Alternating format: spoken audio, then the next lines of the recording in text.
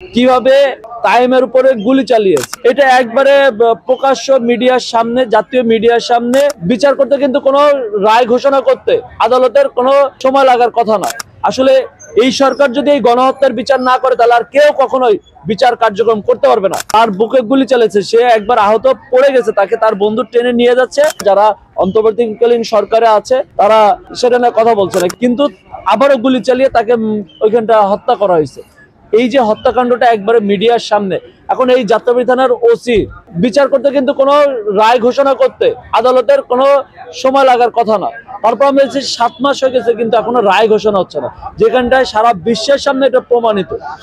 আপনারা জাতিসংঘের রিপোর্টে তুলে আসছে যে এইখানটায় গণহত্যা চালনা করা হয়েছে, যেখানটায় প্রশাসনের পুলিশের অনেকে দায়ী আছে এবং শেখ হাসিনা এবং আওয়ামী লীগ এটার সাথে জড়িত।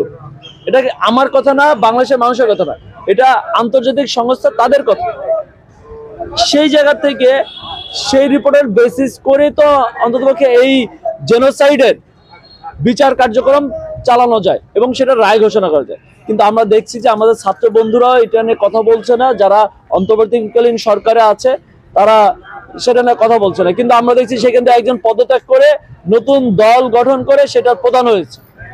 এখন আমাদের জনগণের মধ্যে প্রশ্ন, এবং যারা আমরা আন্দোলন করেছি তাদের মাঝখানে প্রশ্ন উঠে যায় যে তাহলে কি তারা ক্ষমতার জন্য এবং নতুন দল গঠনের জন্য, কিংস পার্টি তৈরি করার জন্যই কি তারা আসলে এই সরকারের জায়গায় যা বসছে কিনা?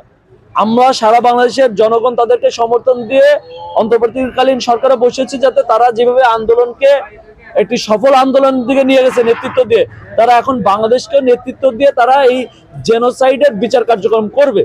কিন্তু আসলে তারা বিচার কার্যক্রমের কোন ধরনের লেশ মাত্র আমরা দেখছি না, কোনো একটি রায় ঘোষণা হচ্ছে না। আসাদুজ্জামান কামালকে, তৎকালীন স্বরাষ্ট্রমন্ত্রী আসাদুজ্জামান কামালকে দেখাচ্ছে যে স্যার দেখেন, একটা ভিডিও দেখা বলতেছে স্যার একটা গুলি করে একটা মরে, বাকিগুলো আর যায় না। এই যে এই ব্যক্তিগুলো যে হুকুমদাতা, এটা সম্পূর্ণ প্রমাণিত। তাহলে তাদেরকে কেন ভারত থেকে নিয়ে আসা হচ্ছে না ইন্টারপোলের মাধ্যমে? কেন তাদেরকে এই 7 মাসে একজনকেও আনা হলো না? ভারতে আমরা জানতেছি তারা সবাই ভারতে পলায় আছে, এমন না তারা গুপ্ত ভাবে রয়েছে, তারা ভারতে আছে আমরা দেখতেছি। তাহলে তাদের নামে আন্তর্জাতিক অপরাধ ট্রাইব্যুনালে যদি মামলা হয়ে থাকে তাহলে ইন্টারপোলের মাধ্যমে তাদেরকে আনা সম্ভব, আইনে তাদের বিচার কার্যক্রম করা সম্ভব। কিন্তু এই ধরনের কোন ধরনের প্রসেস আমরা দেখছি না সরকারের পক্ষ থেকে নেওয়া হচ্ছে।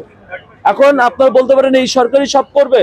আসলে এই সরকার যদি এই গণহত্যার বিচার না করে তাহলে আর কেউ কখনোই বিচার কার্যক্রম করতে পারবে না। কারণ আন্তর্জাতিক মহলে তখন আওয়ামী লীগ বিভিন্ন লবিস্ট নিয়োগ করে বলবে যে আওয়ামী লীগকে ধ্বংস করার জন্যই অন্য একটি রাজনৈতিক দল এই ধরনের পায়তারা করতেছে।